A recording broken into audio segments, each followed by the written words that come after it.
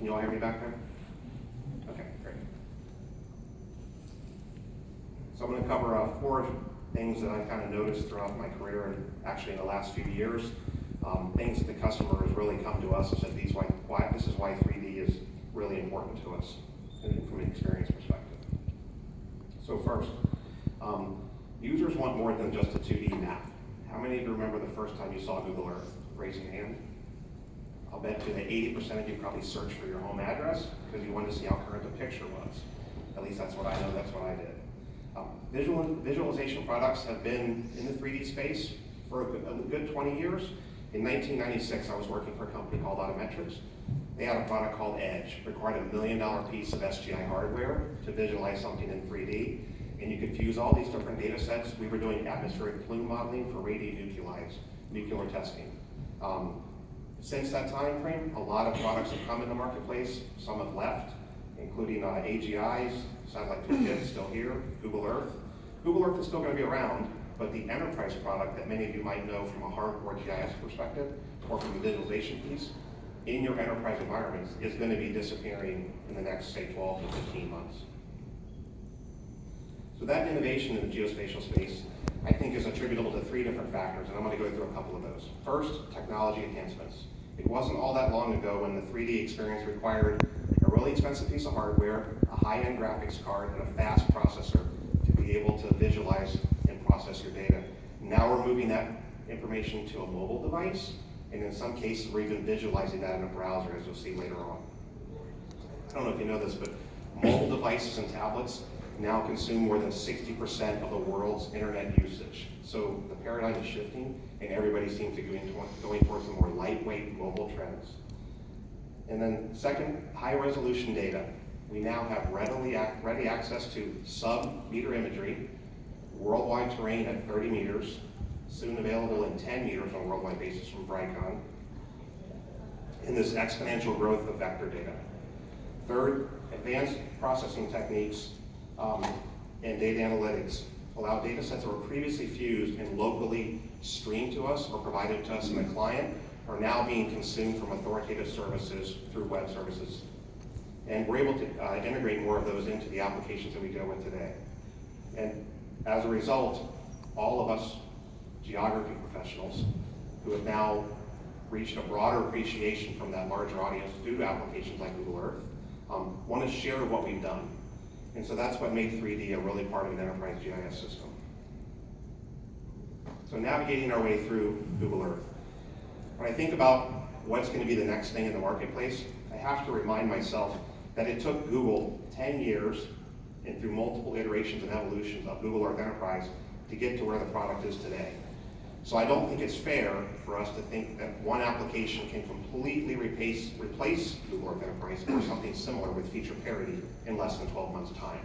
We have to realize that it's going to be an iterative process, and there's going to be a lot of changes that occur. And then, quite frankly, I think we're going to have some advancements that are better than what we experienced in past applications.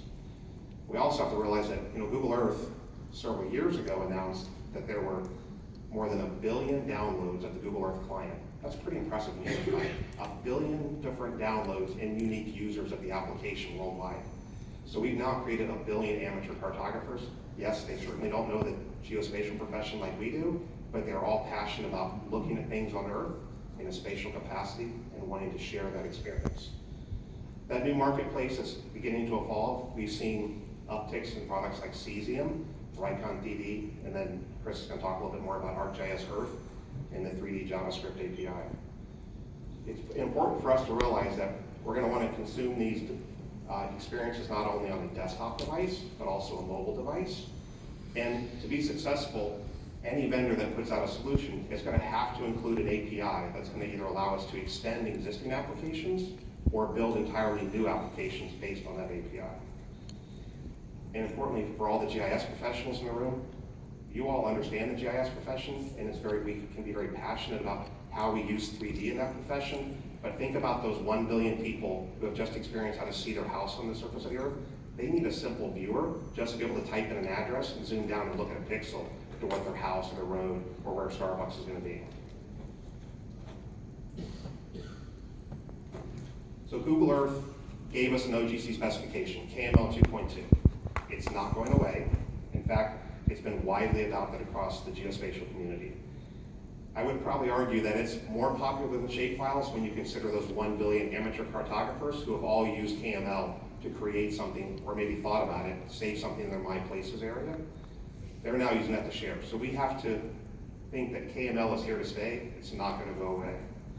It's consumed by almost every geospatial application, but I regret to say it's authored by only a few. So we have to find how to deal with that. There are lots of pros and cons. I'll just highlight a few. It's easy to use for those billion people. It's XML-based format for exchange of geospatial data and allows us to do quick and easy styling and temporal-based data. But it's really inefficient for large data sets. And even though it's an OGC standard, when we add additional KML tags, and if it doesn't work in the application, it's not all standardized. There's lots of these well-known examples of KML services.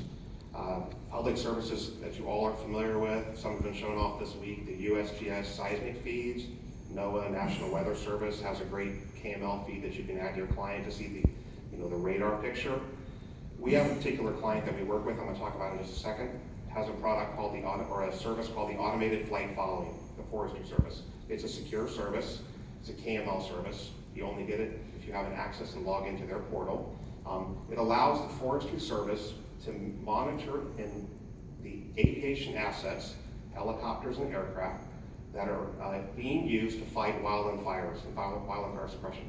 You can imagine what kind of a problem it would be if we weren't having an air traffic control situation over top of a wildland fire when multiple planes and helicopters are trying to drop retardants. So that's an example of a secure service that our clients have created and that won't be refactored into a lot of new solutions. So we have to make sure that those type of capabilities are considered in anything new that gets implemented. Therefore, KML is critical to the support of future 3D solutions. So let's talk a little bit about our client, the Forestry Service. We supported them since 2007, and in 2010, we began to undertake a project to create this robust enterprise system that had Google Earth Enterprise married up with ArcGIS Server to do the best of both worlds. We were visualizing it in Google Earth Enterprise, and we were doing all the data storage and analytics in the background versus ArcGIS Server. With the demise of Google Earth Enterprise, NIFC, which is the National Interagency Fire Center, realized that they could no longer rely on that Google Earth API experience. That's where we embedded the Google Earth API in a browser and allowed anybody to log into it on the web. So we had to figure out something new to do. So we looked at the ArcGIS JavaScript API and the newly released 3D component to that API. And in beta, our customer was willing to take the risk to say, I want to try this out. Within less than a week's worth of time, we were able to successfully integrate that client, the API into our client, had the same 2D and 3D functionality that they were used to without any user retraining or refactoring experience. That's huge if you think about it. They're used to using Google Earth, now all of a sudden they switch to ESRI, and the same view, the same perspective was there. Yes, our developers had to do some creative things behind the scenes. One of those was KML. The Google Earth, or the JavaScript API currently doesn't support KML, and we had to do some things to factor that in to allow those KML feeds to be represented. We hope that that support's coming. Using the API, we were also able to do things that were much more difficult in KML.